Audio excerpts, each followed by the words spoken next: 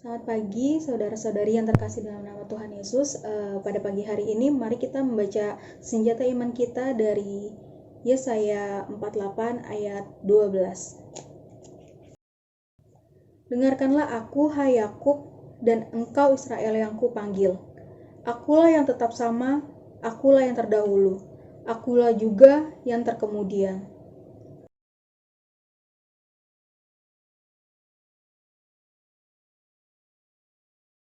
Tanganku juga meletakkan dasar bumi, dan tangan kananku membentangkan langit. Ketika aku menyebut namanya, semuanya bermunculan.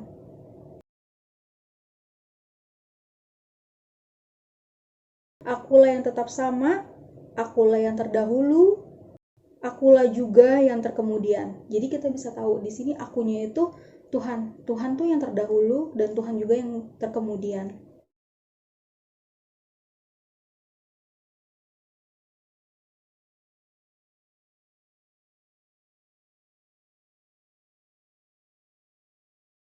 Pada hari Minggu kemarin, saya sempat ke gereja bersama dengan cici saya. Kita nggak tahu kalau misalnya di sana ternyata selalu diadakan untuk PA, pendalaman Alkitab. Dan akhirnya kita dengan tidak sengaja mengikuti pendalaman Alkitab tersebut.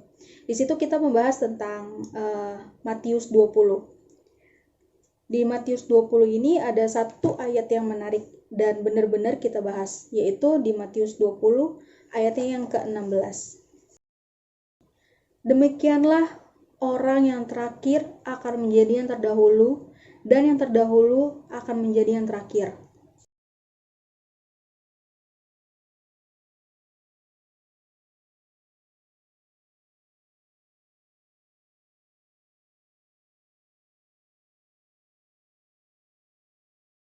Ketika itu aku berdoa kayak, Tuhan mau kasih apa sih? Mungkin ada Tuhan mau sampaikan atau gimana. Ketika itu dapatlah saya ayat ini di Yesaya 48 ayatnya yang ke-12. Mari sama-sama kita bacain kembali di Yesaya 48 ayat yang ke-12. Dengarkanlah aku, hai Yakub, dan engkau Israel yang kupanggil, akulah yang tetap sama, akulah yang terdahulu, akulah juga yang terkemudian. Jadi di sini kita tuh benar-benar dapat jawabannya. Berarti yang akhir dan yang awal itu yang terdahulu atau gimana? Itu siapa? Yaitu Tuhan. Tuhan itu yang udah ada dari lama. Tuhan itu juga ada yang terakhir. Jadi Tuhan itu apa? Tuhan itu tuh kayak Alfa dan Omega. Itu ada di Wahyu 1 ayatnya yang ke-8. Aku adalah Alfa dan Omega, yang ada dan yang sudah ada, yang akan datang dan yang maha kuasa. Dia yang terdahulu dan dia yang kemudian.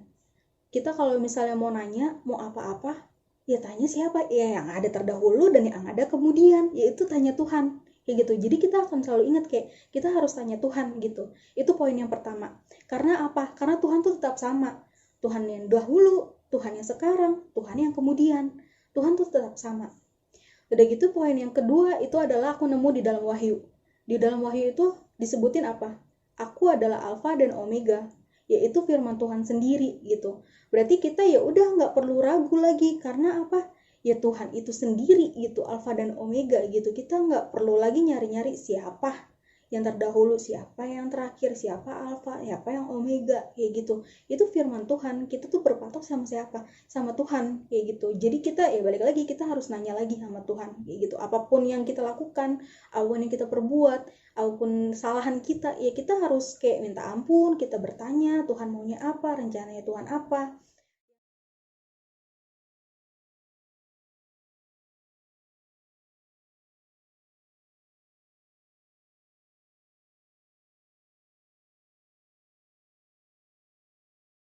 Yang ketiga itu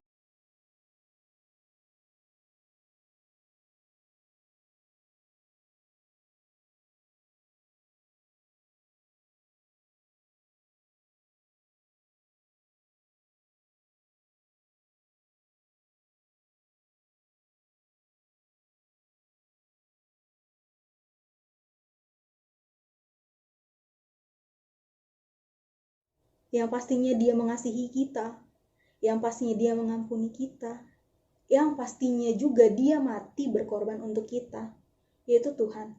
Poin yang ketiga ini benar-benar kayak kita harus tahu Tuhan tuh di sini benar-benar mengasihi kita.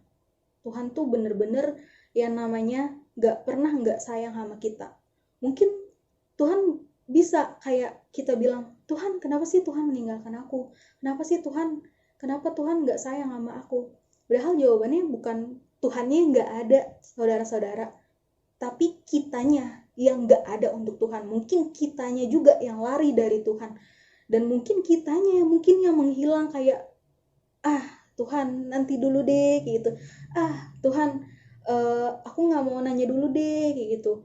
Poin ini dan ayat itu sangat-sangat bagus karena apa? Kita diingatkan kembali, ya Tuhan itu yang terdahulu dan Tuhan itu juga yang terkemudian. Tuhan itu tetap sama, Tuhan itu adil, Tuhan itu bijaksana, dan Tuhan itu maha pengasih kayak gitu. Jadi kita harus balik lagi saudara-saudara untuk kita harus selalu tanya Tuhan, mengasihi Tuhan. Hukum yang terutama dan yang pertama, kita harus ingat.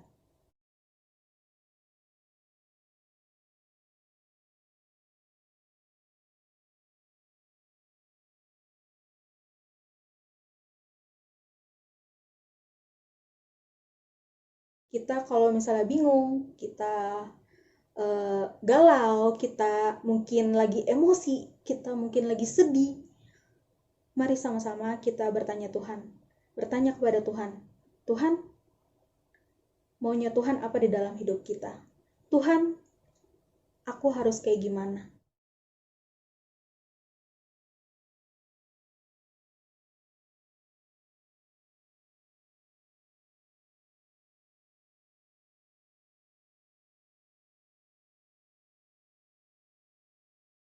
Tiba-tiba turunlah dari langit suatu bunyi seperti tiupan angin keras yang memenuhi seluruh rumah di mana mereka duduk, dan tampaklah pada mereka lidah-lidah seperti nyala api yang bertebaran dan hingga pada mereka masing-masing. Maka penuhlah mereka dengan Roh Kudus.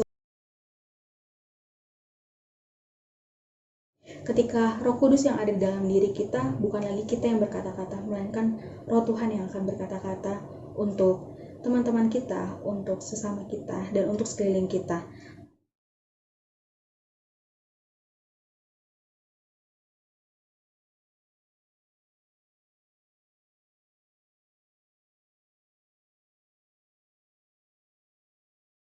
Roma 8 ayatnya yang ke-15.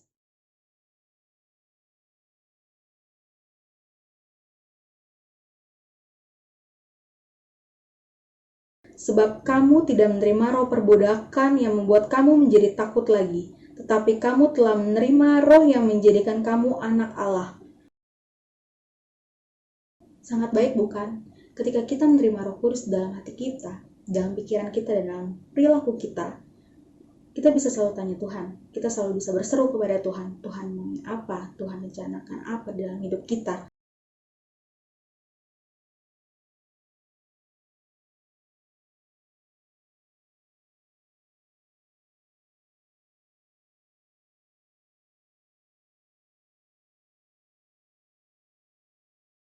Demikianlah senjata iman pada pagi hari ini. Terima kasih.